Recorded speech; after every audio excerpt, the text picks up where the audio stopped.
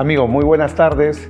En tiempos de compliance contamos ahora con la participación de nuestro querido profesor y maestro del Derecho Penal, Ignacio Verdugo Gómez de la Torre, catedrático de Derecho Penal en la Universidad de Salamanca, quien ha sido además rector magnífico en la Universidad de Salamanca entre el año 1994 y el año 2003, y además presidente, ¿no?, de la Asociación de Rectores de España entre el año 2002 y 2013. Ignacio, muchas gracias, bienvenido. Y la primera pregunta que te tengo que hacer es, ahora que te estamos rindiendo un justo homenaje por tu carrera docente, que tiene una muy buena cantidad de años, que no vale ahora mencionar, ¿cuál es tu principal reflexión que te deja este foro de intercambio entre peruanos y españoles que hemos organizado en estos días? No, hay dos cosas. Una, en lo personal, que yo no puedo estar sino de forma que agradecido, ¿no? Y eso además, aún por lo menos, me emociona de alguna manera. Me emociona porque es, yo lo dije el otro día, y a veces en la vida hay momentos donde miras hacia atrás, a ver qué has hecho, ¿no? Y bueno, pues resulta que he hecho muchas cosas, ¿no? Creo que he hecho muchas cosas, ¿no? Pero sobre todo, más que eso, es decir, tienes la conciencia, cuando os veo a todos, o os escucho a todos, no es que me vea reflejado en vosotros, sino yo creo que la satisfacción mayor o la retribución mayor que puede tener un docente que ha hecho de la academia su vida es el ver que has transmitido no tu modo de pensar, sino tu estructura de razonar o lo que fuera a gente que ha trabajado contigo. Y que además ellos están agradecidos.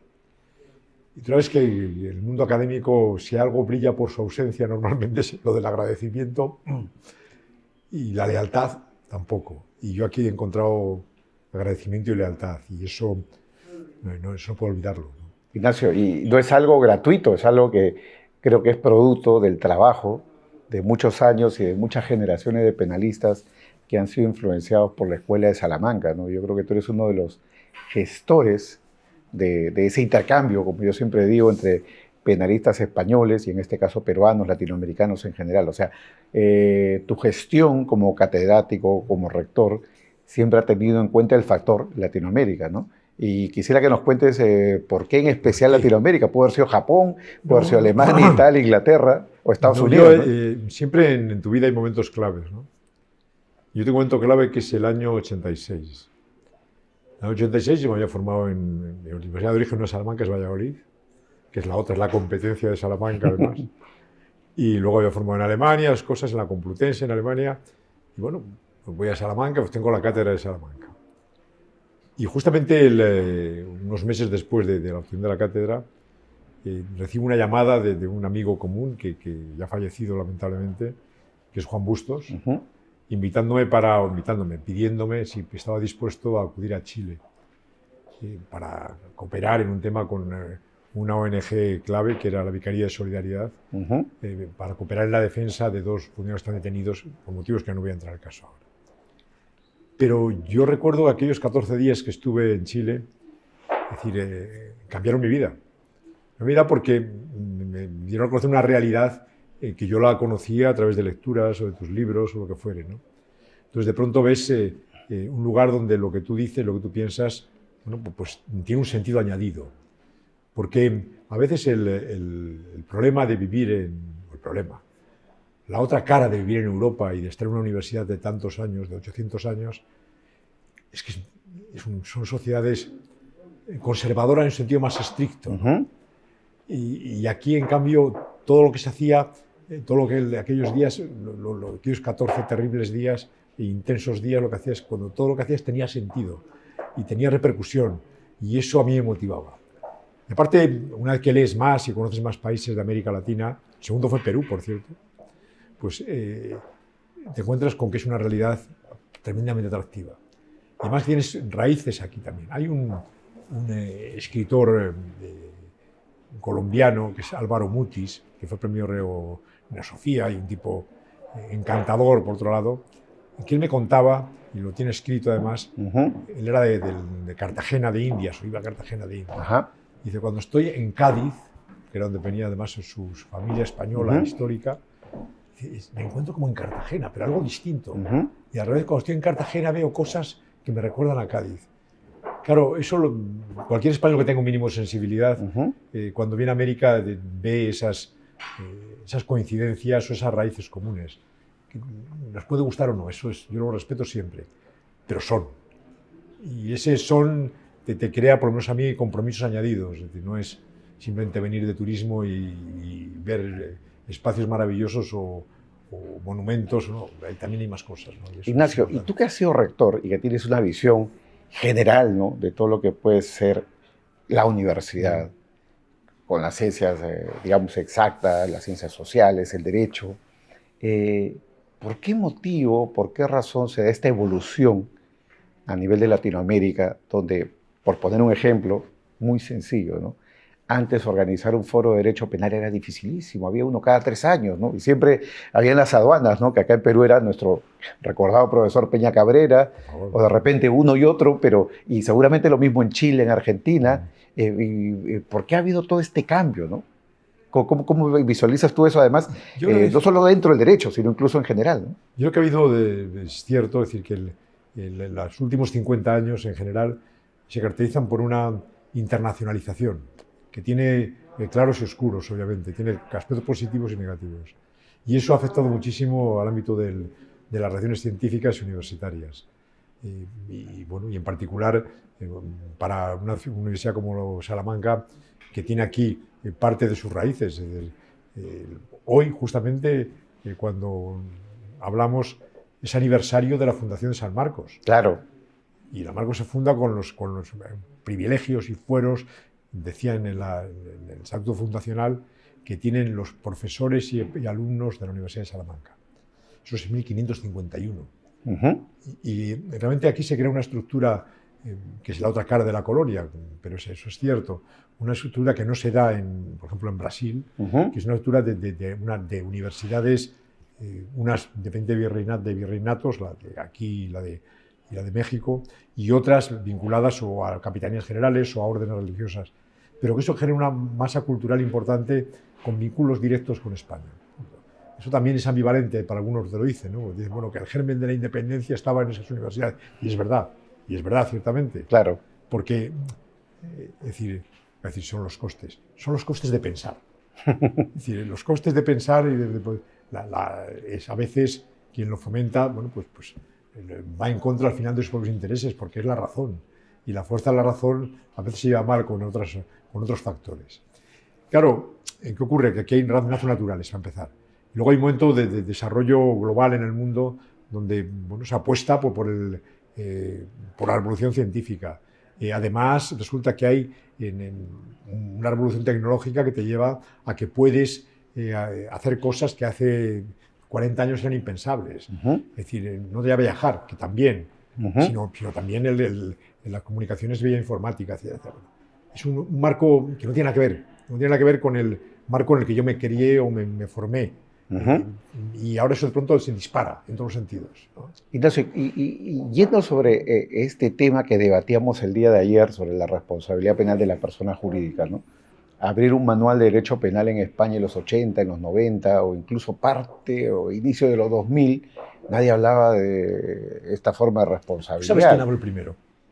Por favor, coméntalo. El primero que reconoció eso fue mi maestro Marino Barbero Santos en los años 50. En un artículo fue muy criticado, dijo que cabía la responsabilidad jurídica, casi es excomulgado del mundo jurídico. Dogmático. Eso es cierto, ¿no? Claro, pero claro, el tema es que es lo de siempre. A veces lo que le ocurre al derecho es que el penal en particular, y además debe ser así, va detrás de la realidad. Es decir, no se inventa cosas, no inventa el futuro, sino da respuestas al presente, ¿no? Al presente o a lo que va siendo el presente. Entonces, claro, de pronto se dispara la economía y empieza a haber un actor que no existía antes, con un peso en la misma, que es clave, que no existía antes con igual dimensión, que son las personas jurídicas. Y antes era un tema que se podía resolver a nivel de derecho mercantil o de derecho privado en general. Y de pronto, mire usted, no es que aparte hay una mayor actuación del Estado sobre ellas y van a tributar. Y son utilizadas a veces como herramientas, como instrumentos para cometer algún hecho delictivo. Chico, empiezas a preguntarte, y sobre todo porque ves que otros sistemas jurídicos, en particular el anglosajón, pues tiene algún tipo de responsabilidad penal o cuasi penal, ¿no? ¿Y por qué no? ¿Y por qué no? ¿Y qué aporta? ¿Y qué queremos? Y son las grandes preguntas. ¿Qué queremos lograr admitiendo la responsabilidad de personas jurídicas? Bueno, pues yo creo que en principio nada distinto en carácter general que lo que se quiere con el derecho penal referido a las personas físicas, es decir, que no cometan delitos. Bueno, vale. Es decir, un efecto preventivo. Claro, ¿eso que presupone? Presupone constatar que sí que los cometen. O sea, que sí que pueden, lo cual es cierto. Si realiza actividades jurídicamente reguladas, por definición puede saltarse esas normas.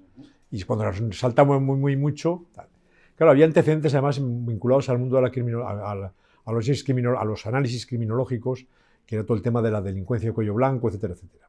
Claro, la delincuencia de cuello blanco no es solo que un señor que va de cuello blanco atraque un banco, que no es eso, sino que utiliza las herramientas propias de una persona física de esas naturalezas, es utilizar lo que utiliza en sus relaciones económicas, que son personas jurídicas. Bueno, ¿cómo reaccionar frente a ello? Y es el debate en ese momento, es decir, si basta con un derecho administrativo sancionador, un derecho mixto entre penal y administrativo, o penal puro y duro. Y yo creo que ha pesado mucho en lo que afecta en particular a España y en general a Europa, pesa mucho la Unión Europea. Por la Unión Europea, que eso a mí me gusta recordarlo a los alumnos, lo han vivido ya con Unión Europea, pero no se llamaba así originalmente, se llama Mercado Común y se llama luego Comunidad Económica Europea. ¿Y por qué? Porque el objetivo clave cuando se crea ese marco institucional era la libre circulación de personas y capitales. Chico, tiene contenido económico. Entonces, y hay un posicionamiento ahí de la Unión Europea encaminada a regular las relaciones económicas y a fortalecerlas, las propias, las que ella genera o las que se dan en su marco. Y ahí es donde hay una presión a través de distintas resoluciones de la Unión Europea, de directivas, etcétera, que buscan el que los Estados incorporen algún tipo de reacción punitiva frente a las personas jurídicas, aparte de otras instituciones, la OCDE, etcétera. Pero bueno. Claro, y si partimos del hecho, entonces, de que el derecho penal ha elaborado una respuesta con esta forma de responsabilidad frente a la realidad, la expansión del mundo de las personas jurídicas, llevado esto a un fenómeno que tú tienes muy bien investigado, que es el fenómeno de la corrupción, ¿no? Para ti, ¿esto cómo se debe de traducir? ¿Más derecho penal individual o derecho penal individual y el de las personas jurídicas? Lo digo ¿por qué? Porque evidentemente el tema de la corrupción está ligado a crisis de valores institucionales. Finalmente los gobernantes no son personas jurídicas, sino son personas naturales. ¿Cómo es tu visión sobre este punto? No, y lo primero es que a veces cuando hablamos de los grandes casos de corrupción obviamos algo, es decir, que es una relación a dos. Es decir, que interviene tanto el que corrompe como el corrupto, ¿no? Pero que los dos tienen una respuesta frente a ellos. Es decir, no es solo un problema del presidente X o del alcalde Y que ha aceptado un dinero o el juez X, sino también es un problema de quien lo da y de quien busca implicarse ahí. Y mientras no tengamos presente que es la relación a dos, yo creo que tenemos una versión parcial de lo que es una eventual política criminal frente a la corrupción. Claro, la gran corrupción que ocurre, es decir, bueno, pues que se crea en marcos de una economía internacionalizada o globalizada. Entonces, lo que yo no puedo pretender, y eso lo decía alguien que salió ayer en alguno de los debates, Ulrich Beck, cuando habla de los riesgos globales, un riesgo global es la economía. Claro. Y en la economía dice, claro, lo que no se puede, a veces los gobiernos tienen que tomar decisiones, claro, sabiendo supuesto, sí, que tienen que tomarlas, pero que no son eficaces si el de al lado no lo toma tan bien.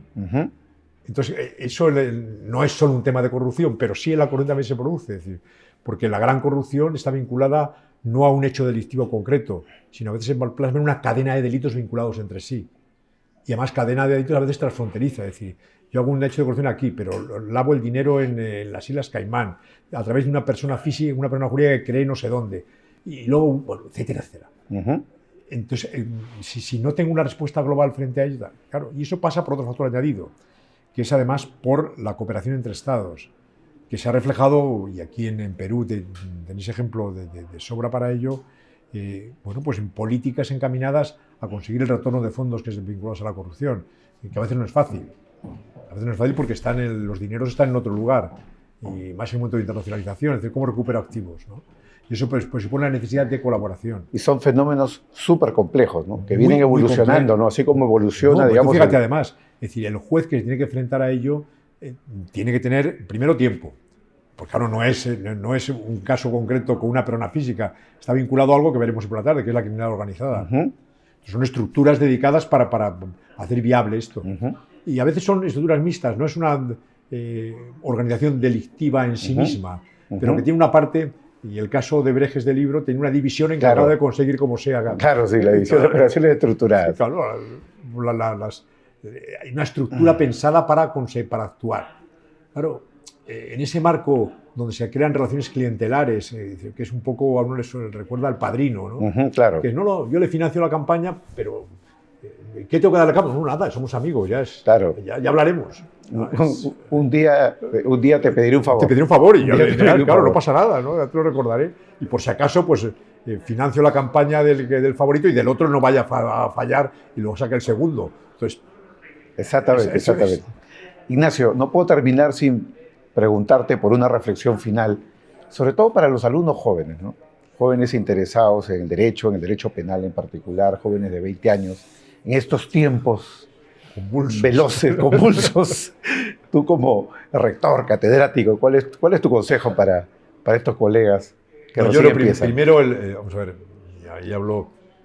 Yo no llego al derecho penal no por convencimiento, sino es un amor que va surgiendo día a día. Amor, o no sé, amor.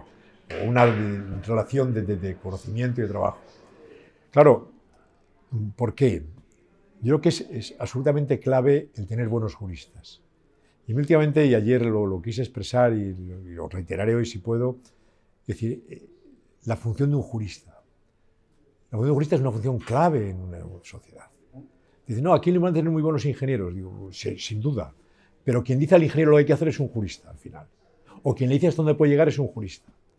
Y eso yo siempre, cuando hablo con alumnos que empiezan primero de Derecho, no, ustedes han llegado aquí creyendo que como esto es muy fácil, o les han dicho que es muy fácil y ustedes no pueden. No, mire, ustedes van a ser claves para este país.